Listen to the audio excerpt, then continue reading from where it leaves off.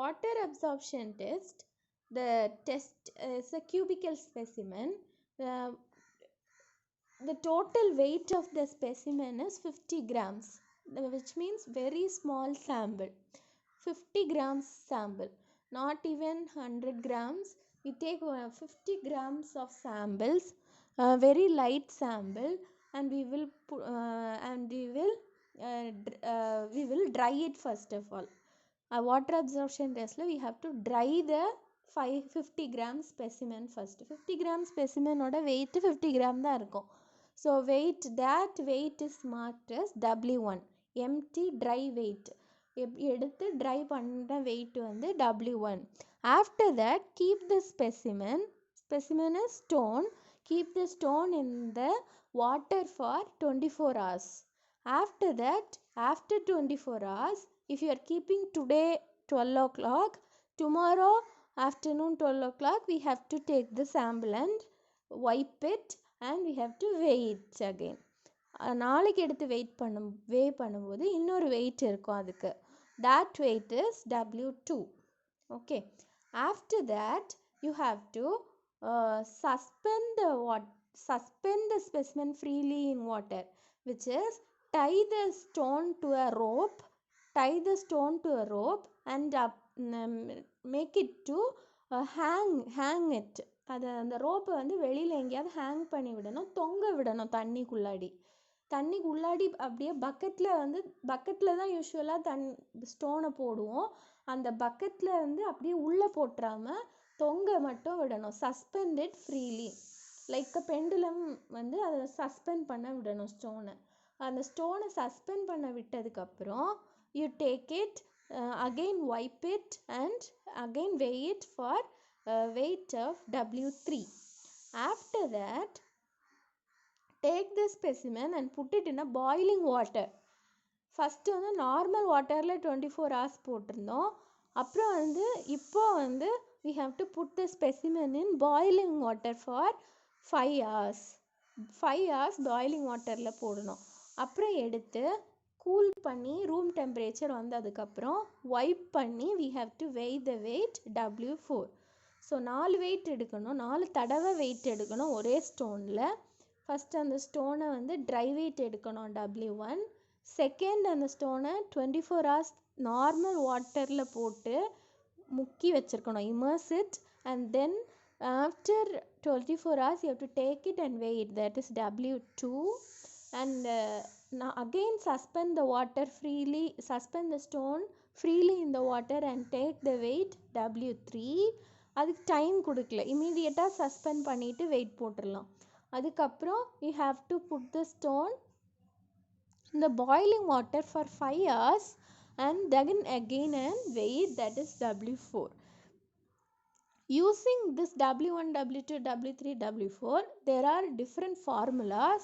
இந்த ஃபார்முலாஸில் சப்ஸ்டிடியூட் பண்ணிங்கன்னா you will get how much is the water absorption, how much is the water, what is the porosity னா எவ்வளோ force உள்ளே இருக்குது, போர்ஸ்னா எவ்வளவு ஹோல்ஸ் உள்ளே இருக்குது. ஹோல்ஸ் நிறைய இருந்துச்சுன்னா நிறைய தண்ணி அப்சர்வ் பண்ணோம், நிறைய வாட்டர் அப்சார்ப்ஷன் இருக்கும். நிறைய ஹோல்ஸ் இருந்துச்சுன்னா, நிறைய போர்ஸ் இருந்துச்சுன்னா, பொராசிட்டி அதிகமாக இருந்துச்சுன்னா number of pores or number of holes வந்து அதிகமாக இருக்குது அப்படின்னு அர்த்தம். So by using this different formulas we can find the water absorption, that's W2 minus W1 divided by W1 will give you the water absorption. Mostly வந்து the first formula தான் நம்ம use பண்ணுவோம், W2 minus W1 divided by W1 into 100. இதை இன்னும் simple டேர்ம்ஸில் சொல்லணும் அப்படின்னா W2 minus W1 போட்டோம் அப்படின்னா W1 என்ன ட்ரை வெயிட், W2 என்ன வெயிட் வித் வாட்டர். அப்போது weight of the stone, weight with water minus weight dry weight போட்டோன்னா நமக்கு என்ன கிடைக்கும், வாட்டரோட வெயிட் கிடைக்கும். உள்ள தண்ணிக்குள்ளே அந்த ஹோல்ஸில் இருக்க வாட்டரோட வெயிட் கிடைக்கும். Divided by dry weight will give you the water absorption or water absorption percentage. Mostly we use that formula to find water absorption. And இந்த மாதிரி தான் பக்கெட்டில் இல்லை சாம்பிள் இந்த மாதிரி இதில் சாம்பிள்ஸில் தான் will put the stone and for 24 hours and weigh it. And பொராசிட்டியும் நம்ம இதில் கண்டுபிடிக்கலாம் பை யூஸிங் டிஃப்ரெண்ட் ஃபார்முலாஸ். உங்கள் நாலேஜ்க்காக கொடுத்துருக்க, if possible you learn it, otherwise this is not needed. அங்கே கொடுத்துருக்க அந்த W2 - W1 by W1 into 100 formula is enough. Then we go for second test, abrasion test. ஸ்டோன்ஸை வந்து ஏன் வாட்டர் அப்சார்ப்ஷன் டெஸ்ட் பண்ணணும்? Because stones are subjected to weathering actions. Rain, sun, rain water, normal freezing temperature, இது எல்லாத்தையுமே அது face பண்ணுது. So water absorption is must.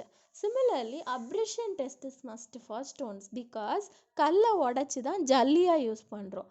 ஜல்லி எங்கே போடுவோம்? ரோட்டில் போடுவோம். ரோட்டில் என்ன நடக்குது?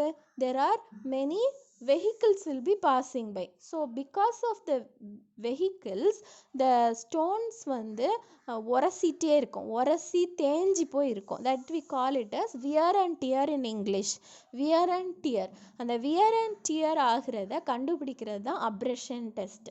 அப்ரேஷன் டெஸ்ட் எவ்வளோ வியர் அண்ட் டியர் ஸ்டோன்ஸ் ஆகுது அப்படிங்கிறத பார்க்குறது தான் அப்ரேஷன் டெஸ்ட். இந்த டெஸ்ட்டை வந்து we can conduct in 3 different ways. Los Angeles abrasion test.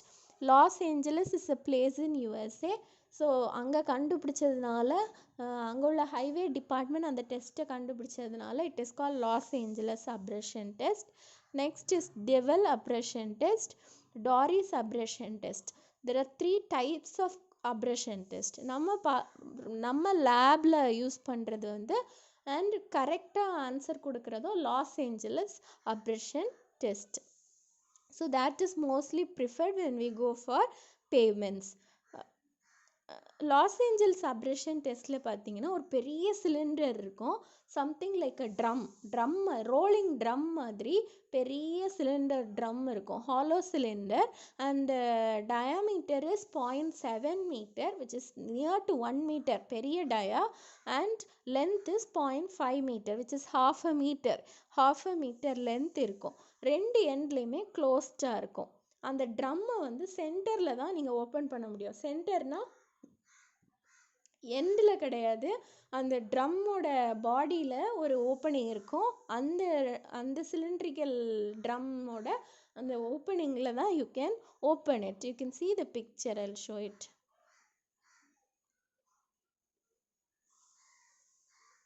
Yeah, this is a Los Angeles abrasion test. You can see the drum. The diameter is it's a cylinder drum, and the 0.7 meter, and the length is 0.5 meter. இது வந்து நடுவில் ஒரு axis இருக்கும், அந்த ஆக்சிஸில் தான் அது rotate ஆகிட்டே இருக்கும். இந்த சிலிண்டர் வந்து ரொட்டேட் ஆகிட்டே இருக்கும். அந்த ஆரோ போட்டிருக்க இடத்துல தான் opening will be there. Opening will be in the body of the cylinder. So you can open it. அந்த ஓப்பன் பண்ணி அதுக்குள்ளே ஃபஸ்ட்டு என்ன போடணும்னா ஸ்டோன்ஸு ஜல்லியை எடுத்து ஜல்லியை வெய் பண்ணி உள்ளே போடணும். ஃபஸ்ட்டு ஜல்லியை எடுத்து கொஞ்சம் ஜல்லி எடுத்து அதை வெயிட் போட்டு அதை உள்ளே போடணும். மோஸ்ட்டாக 5 kg போடுவாங்க. 5 kg எடுத்து வேவ் பண்ணி உள்ளே போடணும். உள்ளே போட்டதுக்கப்புறம் இதுக்கு கூட வந்து we will put some balls, steel balls வந்து உள்ளே போடணும். ஸ்டீல் பால்ஸ் இந்த மெஷின் கூட இருக்கும். அந்த ஸ்டீல் பால்ஸோட டயாமீட்டர் வந்து 48 mm. 48 mm diameter steel ball should be put inside the cylinder. இந்த சிலிண்டருக்குள்ளாடி 48 mm steel ball should be put. போட்டுட்டு மெஷினை ஆன் பண்ணி விடணும். மெஷின் ஆன் பண்ணி விட்டு ரொட்டேட் ஆகும்போது என்ன ஆகும் அப்படின்னா, இதோட ஸ்பீடு வந்து ஒரு மினிட்டுக்கு it should rotate up to 30 times, which is speed is 30 to 33 rpm, revolution per minute. ஒரு மினிட்டுக்கு 33 times ரொட்டேட் ஆகும். ரொட்டேட் ஆக விடணும் இந்த ட்ரம்மை. ரொட்டேட் ஆனதுக்கப்புறம் you should take it out. You can see the rotating drum. The steel balls is also shown in this picture. இது Los Angeles machine first picture. Second picture கீழே இருக்கிறது steel balls. இதோட டயா 48 mm. இது நல்லா rotate பண்ணதுக்கப்புறம் after about 10 minutes you take the samples steel balls கல்லில் பட்டு அது ரொட்டேட் ஆகிட்டே இருக்கும்போது அந்த ஸ்டீல் பால்ஸ் கல்லில் பட என்ன ஆகும்னா அந்த கல் வந்து கொஞ்சம் கொஞ்சமாக உடஞ்சிருக்கும் இல்லை தேஞ்சிருக்கும். இந்த கல் அதை போய் உரசி அந்த கல் வந்து ஃபுல்லாக தேஞ்சி போய் இருந்திருக்கும், பவுடர் ஆகிருக்கும். So that we call it is wear and tear. So இதுக்கப்புறம் அந்த மண்ணை அந்த ஜல்லியை எடுத்து உடஞ்ச ஜல்லி அந்த மெஷின்குள்ளேருந்து எடுத்து சீவ் பண்ணணும். ஸ்டீல் பால்ஸை தனியாக எடுத்துடணும். எடுத்துட்டு அந்த அந்த ஜல்லியை மட்டும் சீவில் போட்டு சீவ் பண்ணணும். சீவ்னா ஜல்லடையில் போட்டு சீவ் பண்ணணும். You can see the lady சீவிங் in this பக்கெட்டில் வச்சு சீவ் பண்ணுறதை பார்க்க முடியுது. ஸோ அந்த சீவில் வச்சு யூ ஷுட் சீவ் இட். அந்த சீவோட சைஸ் இருக்குது. சீவுக்கு நிறைய சைஸ் இருக்கும். ஜல்லடையோட ஓப்பனிங்ஸ் வந்து பெருசும் இருக்குது, சின்னதாக இருக்குது. பார்த்துருப்பீங்க கிச்சன்லேயே டிஃப்ரெண்ட் சைஸஸ் யூஸ் பண்ணுவாங்க, பார்த்துருப்பீங்க. ஏதாவது வாஷ் பண்ணுறதுக்கெலாம் பெரிய ஜல்லடை சைஸ் உள்ள அரிப்பு வச்சுருப்பாங்க. இல்லை டீக்கெல்லாம் சின்ன சின்ன ஓப்பனிங்ஸ் தான் இருக்கும். அதே மாதிரி இந்த இதில் we will be using the sieve size of 1.7 mm 1.7 mm sieve பண்ணுவோம். இதில் வந்து கொஞ்சம் தான் பாஸ் ஆகி வரும், கொஞ்சம் மேலே ரீட்டைன் ஆகும். அந்த எப்போவுமே டீ அரிக்கும் போது என்ன ஆகும், கடைசியில் tea will be coming down, tea powder will be settling on the sieve. அதே மாதிரி powders will be coming down and the remaining gravel will be on the sieve top.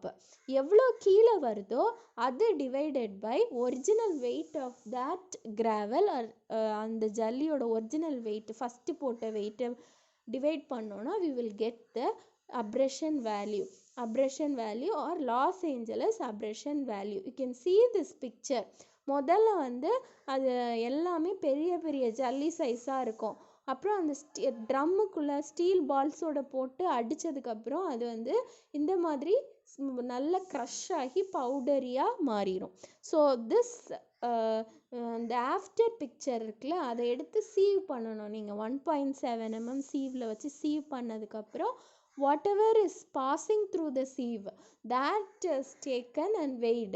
That weight divided by this before weight will give you the Los Angeles abrasion value.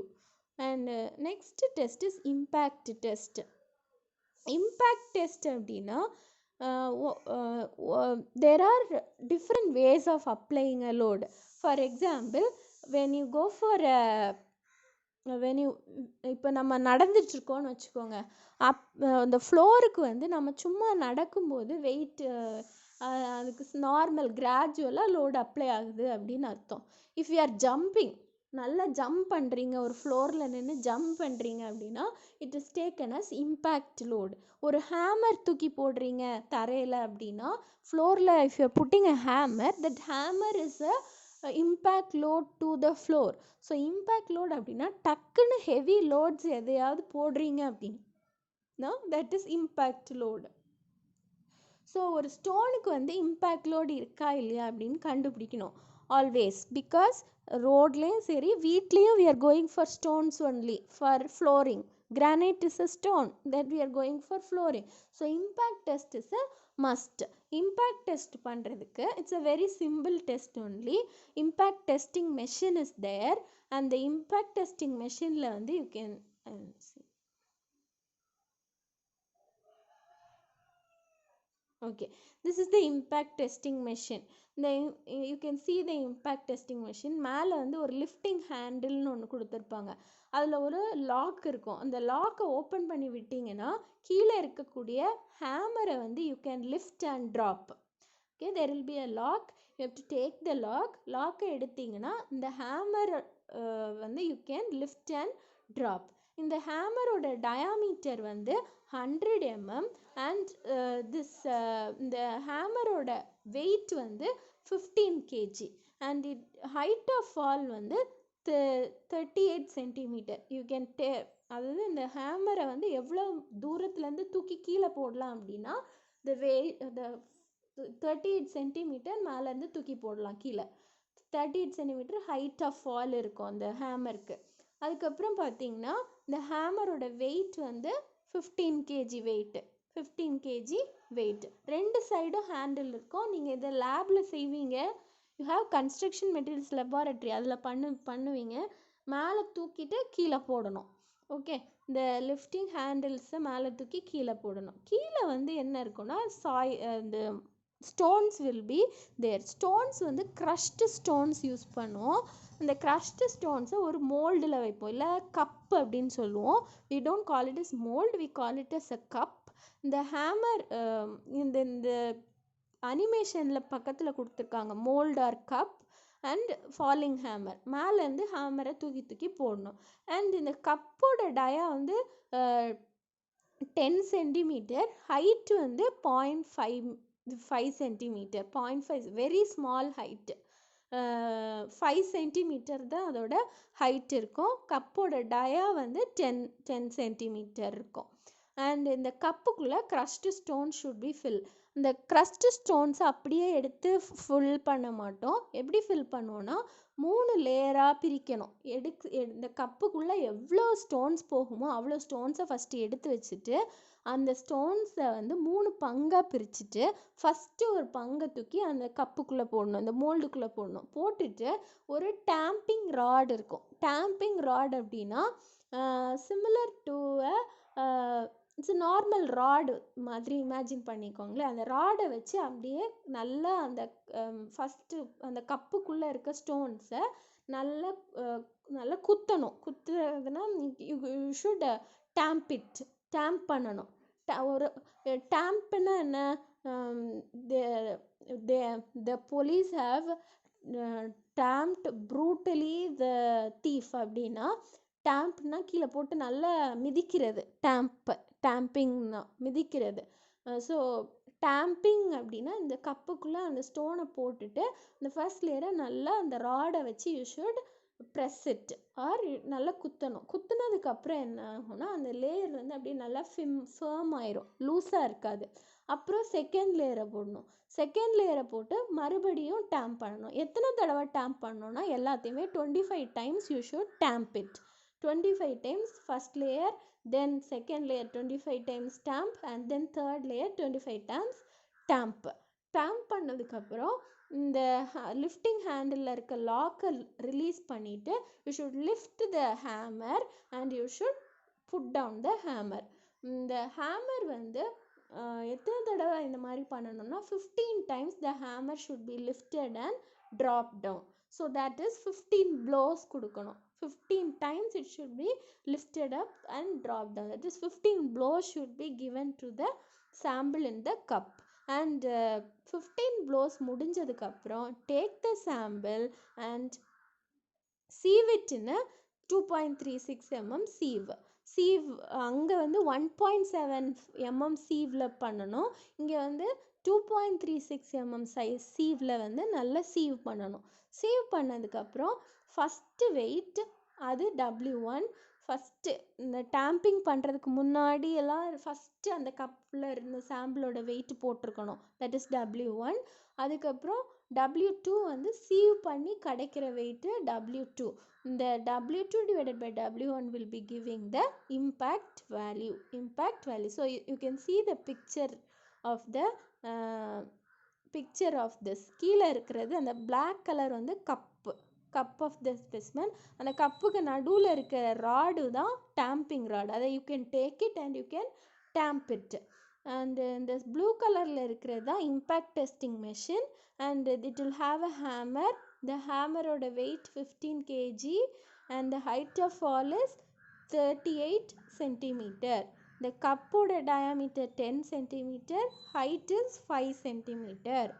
Then இந்த hammer வந்து you should put it for 15 blows and 3 layer of sample in the cup should be tamped for each வந்து 25 times you should tamp it. So this is about impact test. And last test in the stone is acid test. Acid test ஏன் ரொம்ப முக்கியம் அப்படின்னா acid test வந்து will play as a representative role for fire test also. For acid test always the stone should be free of calcium carbonate, because calcium carbonate அதிகமாக இருந்துச்சு இல்லை calcium oxide contents அதிகமாக இருந்துச்சு அப்படின்னா it is always very less resistive to fire or thermal movements or acids. So the stones should resist acids. So calcium carbonate வந்து அதில் இருக்கக்கூடாது. இந்த கால்சியம் கார்பனேட் இருக்கா இல்லையான்னு கண்டுபிடிக்கிறதுக்கு தான் இந்த acid test is done. The specimen is taken, 50 grams small stone is taken and it is put it in a solution of 1% hydrochloric acid. Hydrochloric acid சொல்யூஷனுக்குள்ளாடி முக்கி வைக்கணும். எத்தனை நாள் வைக்கணும்னா 7 days you should keep it. And அடிக்கடி you should mix it. 7 days உள்ளே இருந்தாலும் அது அப்படியே வந்து செட் அன்டச்சாக இருக்கக்கூடாது. You should agitate it. Agitate means you should mix it at several intervals. First இனிஷியலாக பார்த்தீங்கன்னா ஸ்டோனில் வந்து நல்ல ஷார்ப் எட்ஜஸ் இருக்கும் ஃபஸ்ட்டு போடும்போது, ஆசிடில் போடும்போது. நீங்கள் 7 daysக்கு அப்புறமும் அந்த ஷார்ப் எட்ஜஸ் இருந்துச்சு அப்படின்னா then the stone is very good building stone அப்படின்னு அர்த்தம். If it is not, the edges எல்லாம் நல்லா ப்ரோக் ஆகி பிளண்ட் ஆகி ஷார்ப் ஆகாமல் இருக்குது அப்படின்னா, பிளண்ட் ஆகிட்டு அப்படின்னா then that is indicates the presence of calcium carbonate. That indicates the presence of calcium and it says something is wrong with the stone and the stone has very poor weather resistance. So this is why we carry out a acid test. So today we have seen about the different other tests than strength test. One is Los Angeles abrasion test, impact test, acid test, as well as water absorption test. Acid test is used to find calcium carbonate content in the soil or weathering resistance, how much it can resist the weather climates, and for that we will be